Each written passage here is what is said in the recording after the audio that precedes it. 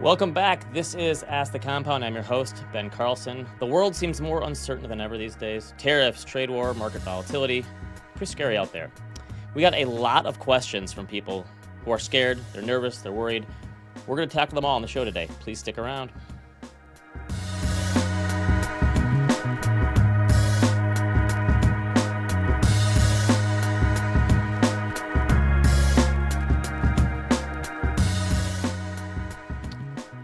Welcome back. This is Ask the Compound. John, throw up the Ben Affleck, please, the meme, just to start off. There's the great meme of Ben Affleck having a cigarette, eyes closed. I don't know if he just got done watching his kids for the day or what he was going through.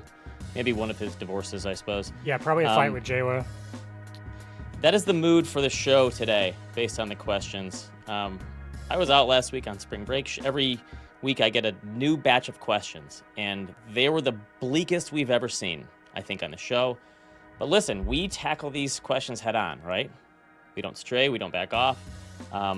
So we're gonna hit them all today. Today's show is sponsored by our friends from Public.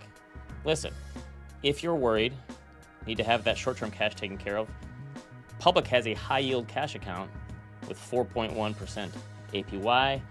You can invest in anything in Public. Stocks, bonds, options, crypto. And one of the great things is there's a lot of old, outdated, clunky websites on a lot of the traditional old school finance firms. Publix was actually made this century, right? It's clean, intuitive, modern, easy to use. You can even boost your IRA with a 1% match from Public when you open it on an IRA on Public. Earn a 1% match on annual contributions. Learn more at public.com/ATC. That's public.com/ATC. Paid for by Public Investing. Full disclosures in the podcast description. All right, Duncan, how are you personally feeling? Are you okay? I'm doing well. I'm hanging in there. It's at least making the market fun, right? I'm curious how the people in the live chat are doing, if they're feeling okay. Please let us know. My internet completely crapped out before we got on the show. We're doing a live show. This happens.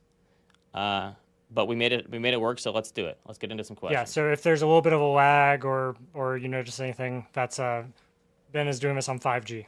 So that's why. It's not Duncan's fault. It's my fault. Yeah. Let's do it. Okay. Up first today, we have a question from Jeff. What are we supposed to do over the next 4 years with the Trump administration constantly changing policies? I moved heavily into cash before Trump took office, as I trusted that he was going to keep his word and break things.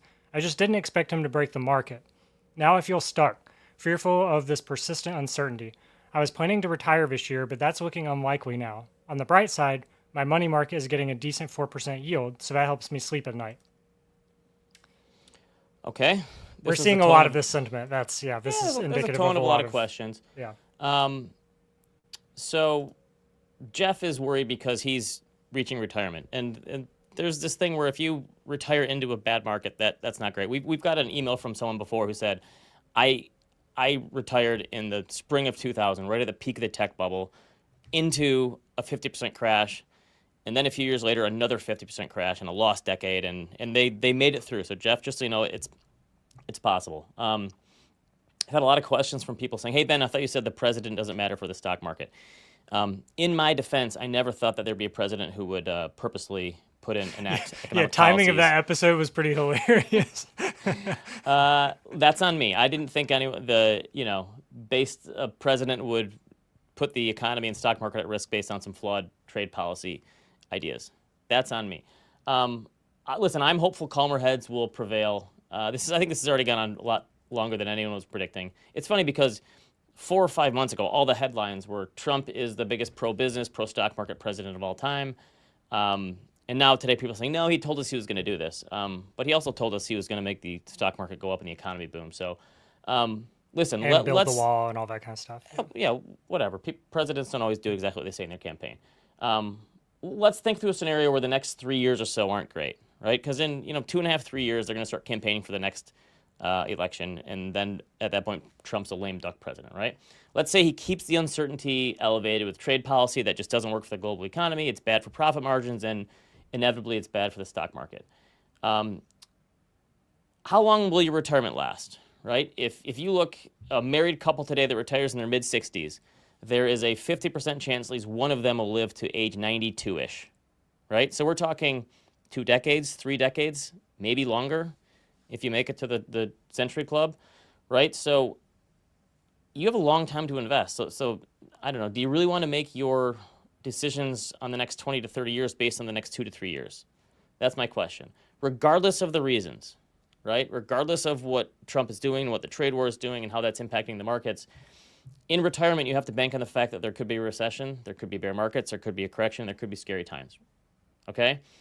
So I guess the question is, like, how many years worth of spending do you want in safe assets to make you comfortable enough to have the rest of your money in risk assets? And that's a question that you have to answer regardless of what's going on in the market and who the president is and what their policies are, right?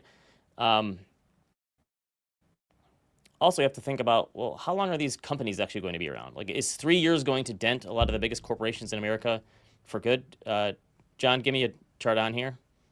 I had Sean, our research analyst, this morning look at the top 25 holdings in the S&P 500 and how long they've all been publicly traded companies. You can see some of these companies, it's kind of crazy to think Apple's been around for 44 years as a publicly traded company. It still feels kind of new and vibrant, although it obviously isn't. So the top 25 in the S&P 500 have been around as a public company for an average of 42 years, right? That's a lot of different presidents. That's a lot of different economic environments. Most of these companies will probably be around for another 40 years. I know some of them won't make it, but you can see even Chevron's been around for more than 100 years. Coca-Cola's been around for more than 100 years. Procter & Gamble's been a publicly traded company for 55 years. A lot of stuff has happened in that time, right? Coca-Cola came publicly traded company just before the Roaring 20s, which turned into the Great Depression. They still survived. So They had to quit using cocaine. I mean, imagine what that did to their business. yeah, you wonder why the 20s were roaring, right? Now, listen, could Trump do damage to the economy if he keeps pressing forward to these tariffs at such high levels? Like, absolutely. But this also isn't going to last forever. And so I think retirement planning, regardless of what you think about what's going on right now, it still comes down to your time horizon, your capacity for risk, your financial circumstances, your spending habits. And you still have to plan for the occasional downturn, right? None of that has changed. If you really think the world is falling apart, then I don't think it's really going to matter what you invest in anyway. But I understand the consternation and the worry, especially if you're someone who's retiring. So you have to think through, do I feel comfortable retiring right now? Do I have enough money in safe liquid assets that I can see through if there is some carnage in the markets for a few years? Alternatively, maybe I work 2 or 3 more years, and that gives me a shorter runway, which makes it easier for my money to last longer. So you have to figure through those things and weigh the options of what matters most to you, and it's all a trade-off. But I do just want to tell people, 4 months ago, people thought we were going to be in the biggest boom ever. 4 months later, people think the world is coming to an end. I think we just need to all pause for a second and realize those changing sentiments don't always last. Yeah, and I feel like the average voter probably in America, because not everyone votes, we acknowledge that, but the average voter probably has a 401k or a 403b or money put away in a retirement account. So it's not just the wealthy, right? Like I don't think people who have saved for years and have $200,000 in their 401k are super excited about seeing it drop 10% in the last 3 months. So I think that this is going to have ramifications that the Republican Party's probably going to have to get in Trump's ear a little bit and be like, hey, we got midterms. 60%, 60% of American households own stocks. Right. But again, if you just are able to, in your mind, separate the reasons, the stock market does have corrections like this, and when you retire, you're not going to get the returns that you want just because you're retiring. You're going to have to deal with potential for calamity, and that's why you have some safe assets that you can spend, so you don't have to sell your stocks when they're down. That's the idea. And how many companies do you think are really going to capitulate and move manufacturing back when they're like, I'll just wait it out for 3 more years and we'll have another president? Well, yeah. Good segue to the next question. Yeah. All right. Up next, we have a question from Dylan. Can you please make the bull case for tariffs? I know it's not great for Mag 7 stocks right now, but I'd like to think that there's some greater plan at play here. Perhaps the tariffs will correct the trajectory of the national deficit or create wealth for working class Americans. I'd like to hear you guys look at tariffs as a glass half full situation. All right. Fair enough. I wish there was a greater plan in place here. I'm worried there isn't. But the problem with the deficit line of thinking is that an economic slowdown will only make the deficit worse because deficits rise during a recession because tax collections go down, unemployment benefits rise, government spending rises. So I'm not gonna lie, it's not easy to make the contrarian take right now that this is gonna be wonderful, but we're gonna do our best and try. So let's bring on a little help here. I need some help, some ammunition. Callie Cox is our chief strategist at Adults Wealth. Callie, you've been wargaming this stuff. I know. I feel like I see you on our research channel for Slack 24/7 these days, figuring out what the latest development is. Let's think through some potential positives here, because the supply chain stuff has been on economic pundits' minds this whole decade and thinking through. So what are some potential positives we could see here from these tariffs? Well, I'm glad that we're getting this question. And whoever asked it, you're an excellent portfolio manager, because this is how you have to think. You have to go into the corners that nobody else is thinking about. And Ben, I think you said this on Animal Spirits. I mean, it's so hard with tariffs because, I mean, I agree with the consensus here, but there are a lot of reasons to poo-poo them and a lot of reasons to feel really nervous about them. It's pretty extreme policy that hasn't worked well in the past. And of course, we're living in 21st century America. But I thought this was a fun thought exercise. My first inclination, and I'm sorry, this is completely a joke, but my first inclination was to say, of course, it's good for lawyers, right? But fun fact, law firms cannot be publicly traded, so you can't invest based on that. But Ben, you brought up supply chains, and I think people can lean into the fact that companies are incredibly resilient right now, and that they've been through a lot these past 5 years. Yeah, we saw it in COVID, right? The global supply chain was essentially shut down. Companies assumed we were going into recession, so they pulled back the reins, and then they dealt with inflation. So corporations are very nimble if they have to be. Yeah, they're very nimble, and profit margins are also near all-time highs. I mean, profit margins shot up during COVID for reasons because of inflation, the inflation crisis. That's a natural thing. But, companies have been able to maintain those profit margins even though pricing power has come down. So, if companies have to feel some pain, especially the largest companies on the market, they're in a really good spot to do so. Again, we're putting lipstick on a pig here. Yes. Another thing I want to show corporations and consumers both have a margin of safety. No one wants to see that margin of safety eaten into ever, but it still exists. Right, which could dull the effects of any recession or downturn we see. And then there are the numbers, right? John, if you want to throw up the chart on international revenue. Yeah, perfect. So this is what I go to when people ask me about tariffs, because tariffs really don't affect every company equally across the board. I feel like that's an obvious statement, but these are the numbers that you can put behind it. And these are S&P 500 company sectors, S&P 500 sectors. I just took the revenue from the last 4 quarters, international or outside the U.S. versus U.S. revenue.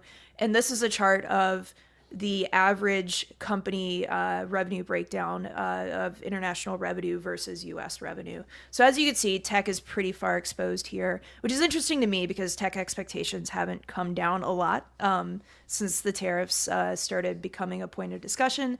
But there's a big range here. I mean, tech gets a lot of revenues from outside the U.S. On the other side, real estate and energy are, fairly domesticized. And you have to remember, too, that these sectors aren't all good sectors. I mean, financials sits squarely in the services sector. We're not importing bankers, are we? So I bring this up to make a point that, not every company will be affected by tariffs equally, but it feels like every company is getting hit really hard right now, some more than others. But, if you have a discerning eye, if you are invested in indexes, you might be able to catch some of those companies or names that have been hit a little unfairly and won't be as affected as much by tariffs or even by a recession. Because remember, we all need to brush our teeth in a recession.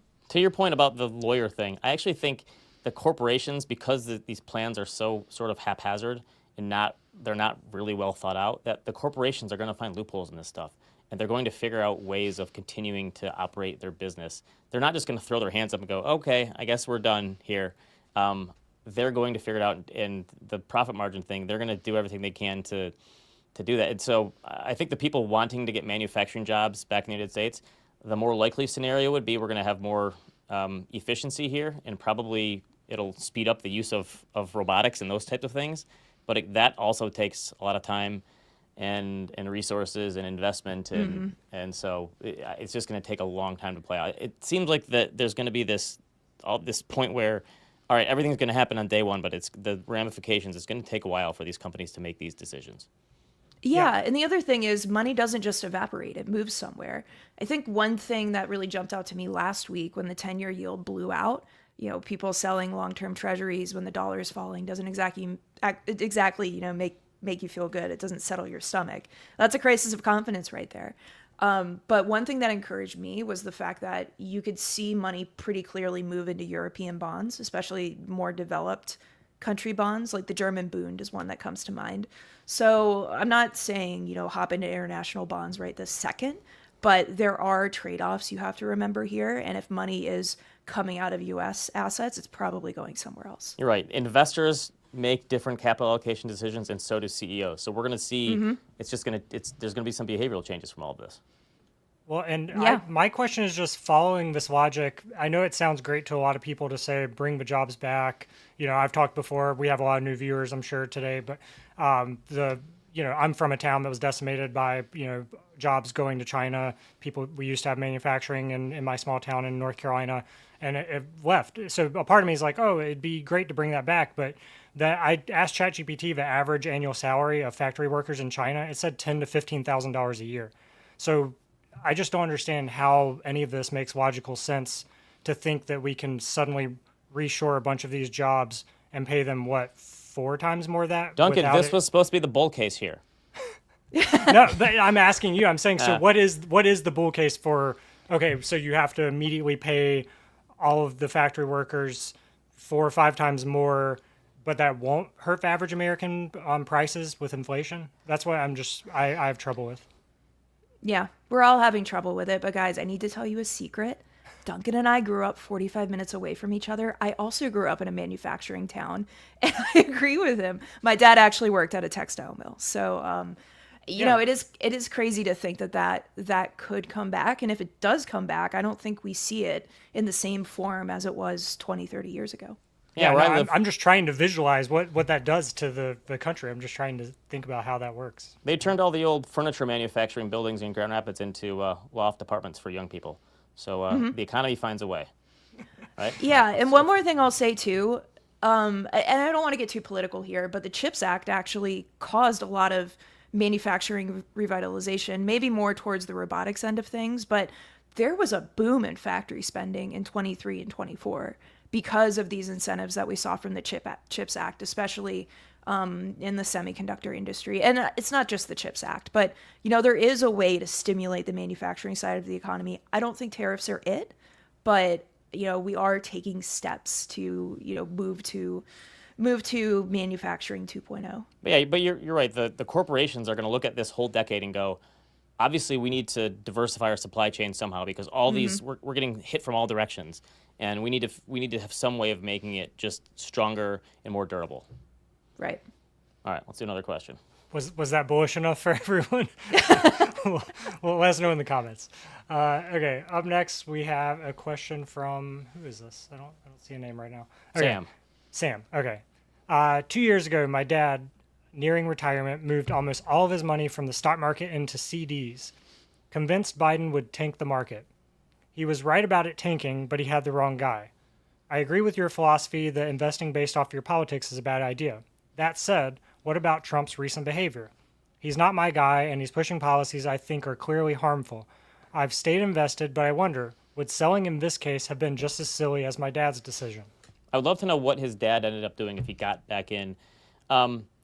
Here's the question that I have for a lot of people who are saying, I'm just going to sell everything and I'm going to go to cash and I'll figure it out. And then maybe I buy foreign stocks or bonds or real estate or gold. We'll get to that in another question. The point that I always have is you have to invest in something. So John gave me a chart on for inflation. This is one we used to use in client presentations. It just shows when inflation cuts money in half. And 3% inflation cuts the value of your dollar in half in 23 years. If it's 4% inflation, it's 17 years. And so the wrong question is, should I sell all of my stocks right now? I think the right question is, should I maybe change my allocation? If being invested 100% in stocks or 90-10 or whatever it is feels like it's too much for you right now, maybe you should think about an 80-20 portfolio or a 70-30 or a 60-40, something else that it has a little more balance. hold some more safe assets. But I think the idea that I'm just going to sell everything and then I'm going to figure it out, I'm sure your dad made a huge mistake and then got back in at the wrong time. And you probably would too if you got rid of everything. So I think, again, just chill out a little bit. The pressing the panic button and saying, I'm just going to get out of here and then I'll figure it out later, that is not an investment strategy. It never works. Yeah, and I had the same thought, Ben. It's funny, we were scrolling through the questions preparing for the show, and I was like, in every single one of these questions, like the reader or the writer is talking about selling completely out and moving into a different asset. These are the things that we're hearing here, and I want to remind everybody that the spectrum is really wide. It's not just black and white. You can take some gray approaches here, where you raise a little bit of cash, fill up your emergency fund for short-term purchases if you have a kid that's having a wedding, or if you're saving up for a house, even for your sanity, if it helps you sleep better at night. But you don't have to go full one way or the other. And I like targets here. I mean, Ben alluded to a few targets: 80-20, 70-30. I use targets in my own portfolio, hard numbers that keep me honest on how I'm allocating my portfolio and how I need to change things during market volatility. And that can help you with the decision that feels like a gut decision. And someone in the comments made a good point. Dave Wilson said, making mistakes earlier is far better than making them later. And we've got questions here from people in middle age and young people and old people. And if you're someone who's in or approaching retirement, those big mistakes matter way, way more, because you have more money at stake. Your financial assets are probably at a peak. You don't have as much time to wait out a bear market or make it up from human capital, because your human capital is quickly depleting. If you're going to make mistakes, do it while you're young. Hopefully you can learn from the mistakes of others and not have to make them yourselves. But the timing of the mistakes also matters too, because the magnitude, that can really get you. Yeah, so I'm going to give everybody an actionable takeaway here. We love these. Finish watching this, of course, watch us. But once you're done, sit down, write why you're investing, and write down your optimal portfolio allocation. 70-30. 80, 10, 5, 5, whatever you want to do. Write down what's in your portfolio, but develop those targets, and then think of ways that you can incorporate those targets into your process. If you are a dollar cost averaging type of person, if you are living off your portfolio, think of a way that you can basically calibrate yourself to those targets. Yeah. Wait, So John I definitely know, but just for the viewers, what is 80-10-5-5? What would that be? Something I made up, but that could be 80% stocks, 10% bonds, 5% cash, 5% alts. Gold. REITs or gold Bitcoin. or whatever, REITs. yeah. So Yeah. John in the chat says he went in October from 95% equities to 63%. And the thing is, if you do that, maybe you're wrong and the stocks still outperform that portfolio, but you just have to come down to it's like the balance between sleeping at night and also sleeping in the future at night, right? So you have to come to some sort of balance that you're okay with. And investing itself is a series of trade-offs. There's never any perfect portfolio that doesn't include the benefit of hindsight. It does not exist ahead of time, because if everyone knew what the perfect portfolio is ahead of time, they would just invest in it. And so, yeah, there's always uncertainty, which I guess is a good lead into the next question, which is about this. Okay. Up next, we have a question from Jeff. How can anyone plan for the future with this much chaos and uncertainty? How can a business prepare when the rules keep changing? This crash feels self-inflicted, and for what? If I feel lost, I know I'm not alone. This feels less about money and more about world domination. Ben, I'm hoping to hear some words of wisdom from you. Lots of us need to hear a voice of reason right now. Jeff kind of makes it sound like Dr. Evil took over the world here and is going to blow the moon up with a laser or something. I mean, Gulf of America, Greenland. All right. Here's my very, very high level words of wisdom. John, throw up a chart here.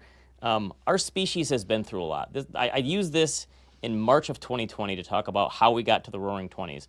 And I showed this chart of the Dow going back to 1915 and showing that we went through World War I. People forget that for 4 months the stock market actually closed when World War I took off, because there just was no liquidity because everyone went to fight in the war. We went from World War I directly into the Spanish flu, which kind of overlapped, directly into a post-war recession. A year later, there was a depression, and then the Roaring 20s took off. We've been through a lot. I tend to think, you can do chart off, John, people will still get up in the morning looking to better their station in life. I think if you don't believe that, what's the point of investing in the first place? It's also important to recognize a stat that I've used a lot, that in the last 15 years, we've had exactly 2 months of a recession, and it was man-made, self-inflicted. A lot of people haven't been forced to deal with an economic slowdown like this. And I'm not saying we're for sure going into recession. The probability is much higher than it was just a few short months ago. But I think that's what's freaking a lot of people out, is that the prospect of a recession is real now. And people have been, kind of worried about it since 2022, really, maybe 2021. But I still believe in the power of ingenuity and human spirit and all that stuff in the long term, even if we have some hiccups in the short term. Yeah, you nailed it. Ben, you're Dr. Good, or whatever the opposite is of Dr. Evil. I might be aging myself here. I'm Austin Powers. Target date is my middle name. Oh my God, that's right. Yeah, I also don't think it's a weakness to admit that this environment doesn't feel great. I mean, if I said I wasn't anxious, then I'm lying to you. And I want to remind everybody too, like all those experts you see on CNBC, Ben, me, Duncan, it feels like we're sitting in ivory towers right now, but we're really in the same space you are, wondering what the future holds, wondering what it means for our money. Everyone has the same level of uncertainty, right? No one has. Everybody has the same level of uncertainty. Nobody has an edge here. If that makes you feel any better. And I've tried to share that with people too. It's a really crazy time right now, and there's a lot to digest. I want to pull up a chart though that gave me some perspective, and I actually made it for Ben this morning for one of the clients we serve. John, the 5-year annualized, perfect. All right, so this is just a chart of S&P 500 5-year gains on an annual basis, annualized. This actually shocked me. This is total return, by the way, so it includes dividends. But our current 5-year annualized return, even factoring in this 12 or 13% sell-off we're in right now, 16% a year. We are still, I think people forget that we're coming off of 220% back-to-back years in the S&P. We are still in a really good spot, and this could erode, but I mean, you have to remember, like, you probably don't need as much return as you think to get to your goals. And right now, over long time frames, which I assume a lot of people are investing over long time frames who are listening to this, you are still sitting pretty on, how your portfolio has performed over the last several years. So for one, it makes sense that we're kind of cooling off a little bit. Expectations were quite high coming into this year. And, we've dealt with a lot of stuff thrown at us since then. But also, this isn't the time to freak out about, where the stock market is going or how well it's performed, because, I think we have goldfish memories here. The stock market has done really, really well, and we're having a bit of a cool-off period. And, what you said about human ingenuity, Ben, I completely agree with that. Stocks are a call option on humanity. Just diversify them, U.S. and internationally. And, remember that you have to take risks to grow your money. Like that bottom line is what you should start with. That's a foundational assumption when you're an investor. Times like these, that's the risk. And to your point about the 5-year chart. This is what it feels like. That 5-year chart, especially for people who are retired, and those are I think the most nervous people. And we had the first question from Jeff about, hey, I'm about to retire. I think I might not do it anymore. If you've been invested, and hopefully you have been, especially in U.S. stocks, you've done phenomenal. And if you want to take some of that money off the table, still with those fantastic gains, and put a little bit more into short-term liquid assets, CDs, money markets, whatever, I think I'm fine with that. If you want to build that reserve a little bit more to see you through, because returns have been so good, just don't get out and say I'm going to figure it out when the dust clears. That strategy doesn't work. Yeah, and there are different flavors of stocks too, right? Like if you want to get defensive, it's not just a choice between stocks and bonds and cash. Within stocks, you have defensive sectors, you have growth sectors. Growth sectors are getting hit harder. They usually are hit harder in pullbacks. But, dividend stocks, I feel like people aren't talking about those anymore because fixed income rates are so high. But with dividend stocks, you get the double whammy is not the right phrase, but the double benefit of a profitable company. Otherwise, why are they paying you a dividend? And, that steady income. Especially from companies that have been paying dividends for years and years and years, those companies that you showed in the IPO chart. So, and a lot of those companies haven't done as well in the last 5 years or so. So they have lower valuations and higher yields. And you're right, it's not an all or nothing thing here, because again, we don't know what the outcome's going to be. And on this note, the active ETFs are super popular right now. How do you think that's going to work out for people? This is like the most volatile period that has happened since there's this plethora of active ETFs on the market. Do you mean like leveraged and inverse? Yeah, I just mean like I saw one the other day that uses AI to like trade and all this kind of stuff, and it seems like those are pretty popular. Right now people are looking for help, I guess is what I'm getting at, instead I think of trying to pick in stocks. times like these, it's not so much the strategy of the ETF or the fund itself. It's like how many people jump in and out of them at the wrong time. So I think it's more trying not to underperform the fund that you're invested in, whatever it is. I think that's the problem for most people during times like this. Yeah, and I'll make 2 points to that too. First of all, when the stock market is selling off, when the stock market is making dramatic moves in general, it's harder to outperform on the active side because all stocks are moving in the same direction, or most stocks are moving in the same direction. I don't think this time is the time to be a hero. If it's your hobby, if you like picking stocks, then have at it. But I actually spoke to a reporter about this who asked if now was the time to be an active stock picker, and I'd say probably not. You want calmer markets, and you want more predictable conditions. That's putting it lightly. Wait, but the so other you didn't thing give is, any stock picks? I did not give any stock picks, and you will never get them from me, except for Oatly. I'm just kidding. So that plus, if you're investing in an active fund or an ETF or an ETN that is leveraged or inverse, because that's where my mind went, please understand how it works, because a lot of those funds will buy in futures and other assets, and they have to roll those assets, and roll costs can be extremely expensive. Right, when in volatility times like increases. these, when conditions are changing. Yeah. Also, I think Oatly should be paying Duncan a tariff for holding onto that stock for so long. At this I point. agree. All right. Special let's do- dividend. Let's do one more Is question. Oatly offered internationally? Is it going to be affected by tariffs? It's in Sweden. They're based in Sweden. Oh, duh. So, I mean, Yikes. Yeah, I don't know what the oat tariffs are, but yeah. Sean in the chat says Oatly is going to be a $1 trillion company within 2 years. We have to stop slandering them. So Duncan will have the last laugh. That would be pretty epic. Okay, last but not least, we have a question from Sam. I'm 40 and currently in a solid financial position. That said, I'm not optimistic about the economic future. I'm not interested in hoarding gold bars, but would like to put a portion of my portfolio in investments that would do well, or at least hold up, in a world marked by rising inequality, protectionism, rapid AI advancement, and a fraying social fabric. What would you recommend? I'm not going to lie, I'm picturing like Mad Max. That does really paint the picture of a movie, I guess. I looked at this thing I put together. I update this every year. So John, do a chart on for me. I do asset class returns by decade, and NYU puts this together every year. They update on a yearly basis. So this is to the end of 2024. And it looks at asset classes by decade. So I did stocks, bonds, cash, real estate, gold, and then I showed inflation for the real return people. And so there've really been 3 bad decades for the stock market, especially 1930s, 1970s, and 2000s. And 70s were mostly because inflation was so high. So on a real basis, you lost money. Gold actually did pretty well in all of those decades. So maybe you want to rethink the gold bars thing. Gold is already up 40% or so in the last year. So I don't know how much of that has been pulled forward. Housing did phenomenally in the 1970s and in the 2000s when the stock market did bad. But we just went through one of the biggest housing booms of all time. So I guess you can do chart off, John. I do think diversification probably matters more than ever now.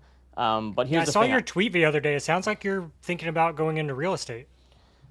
No, Ben, the yeah, with property manager. not with 7.5% mortgage rates. That's a new show. Here's the thing, though.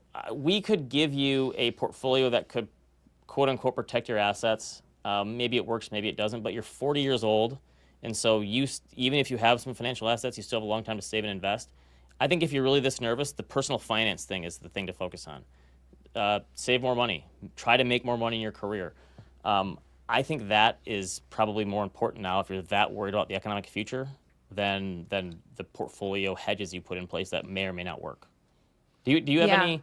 Do you subscribe to this thing? Like, I think the economy's going to be bad, so I'm going to invest in this. If the economy is really that bad, I don't know that your investments are going to matter all that much. Yeah, and the time frame is especially important here, Ben. I agree with Right. what you said. I mean, this is so easy to throw out there. It's a lot harder to follow, but you got to control what you can control here too. And I love that you gave us your age because you can control a lot right now. And I'm guessing your responsibilities, while they're probably higher than they were in your 20s, you still have a lot of flexibility there. So, just remember that, again, you have income, you have savings, you have ways to, work around your portfolio. So it's not... it doesn't depend on gold bars and tuna cans and, making the right trade there. Diversification is a thing. And, since you have a long time frame, if you're looking 10, 20, 30 years out, you really are investing based on the assumption of human ingenuity and technologies progressing and innovation getting better and companies becoming more resilient. And, if you sell out of stocks, and I'm not saying on the margins, right? We talked about earlier, if you need to make some changes, some allocation changes that are on the margins a little bit smaller for sanity reasons, go for it. But if you are making the choice to move from stocks into gold or stocks into, one of those not appreciating assets, then you are essentially betting against that. And I'm not somebody who's comfortable betting against that, especially because your time frame is long. I am getting some COVID flashbacks. I remember during COVID, for March and April there for a while, people were modeling out what happens if earnings on the S&P just go to zero, and it felt really bleak. And I don't think anyone at the time could have predicted how well things would have worked out in COVID. It was a really scary time. And I guess the good thing about the markets back then is that there was so much other stuff to worry about that you didn't. The markets were just one other worry and a host of worries. So I just want to remind everyone that, maybe everyone here is right, and maybe Trump crashes the economy. That it's certainly a higher probability event again than in November.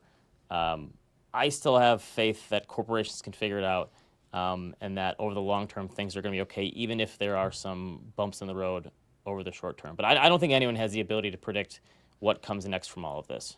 Well, yeah. Do you think most people would bet that the stock market and our best companies are going to be down in 10 years from now? Right. I mean, that's the bet you're making. If you're really, I just want everyone to just take a deep breath before you make a big, huge decision. If you want to make a decision, whatever you're going to do, maybe cut it in half and do half of it, and then sit on it for a while and see how it feels, and then think through the rest of it. But don't just cut everything off and say I'm going to figure it out later. That's not a good investment strategy. GA in the chat is asking what you guys think about yield strategy ETFs like JEPI in this time. Is this the time for those? I mean, those types of strategies tend to work better in volatile or down markets because the option income premiums are higher, and because you're earning that income from selling call options or selling put options. Are they only selling calls, or are they making money on options both directions? No, I think those kind of strategies are mostly selling. I mean, there's a lot of different option strategies available these days, so some of them might do that. But so in volatile markets, those tend to be higher quality companies too. So it makes sense where you're not going to get called out of a lot of stocks because stocks are falling. So you're earning the income, and that income premium difference is making up for any losses you're seeing on the stock. So I think it is a less volatile strategy, but it still has stock market risk involved. Yeah, not as much. Absolutely. So the downside capture might be 80 to 90% or something. Yeah, and I think JEPI is a name that you hear all the time. I think there you have to take a step back and understand why you're investing in JEPI or an active yield strategy or a covered call strategy, because you have the yield component and you have the stock market component, but in most situations you can't really get both. You're probably giving up something on one end or the other. So if you identify why you're investing in it for the yield, for the capital appreciation or exposure to the stock market, then chances are you might be able to find a better investment that fits the one that you're going for. But for some people it does work and they like the guarantee of income. Or not, I'm sorry, it's not guaranteed. I want to be clear, it's not guaranteed. Right, yeah, but it's fluctuating. The promise of income. Yeah. So in the chat, people say the best hedges are vegetable seeds, ammo, water. I asked during a Mad Max environment what people would buy. That's what people are saying. Okay. Well, I was like, say more, please. That's the tone Teach me. today. Anyway. Yeah. Speaking of, we have 3,500 people watching between Twitter and YouTube, so big crowd today. And I think we're up against Pal talking, which is pretty impressive. Oh, that's right. I'm a little bummed that I had to miss that, but it's okay. Yeah, sorry about that. Okay. I don't think Jerome's ready to save the day yet, but we shall see. Yeah. If you want to keep venting to us, send us an email, askthecompoundshow@gmail.com. We appreciate all the emails. Keep those questions coming, however nice or not nice they may be. Callie, thank you for helping, as always. Tell everyone where they can follow your newsletter. Yeah, it was a blast to join as always. Optimistically, optimistically.com. It's my name. Well, it's my name on the screen. So sign up for my newsletter. All right. Thanks guys. for the live chat. I'm feeling better today, if nothing else, So Good. I appreciate Yeah, it. me too. It's good to talk it out. All right. We'll see you next week after the economy crashes. Thank you, everyone, for watching. See you, everyone.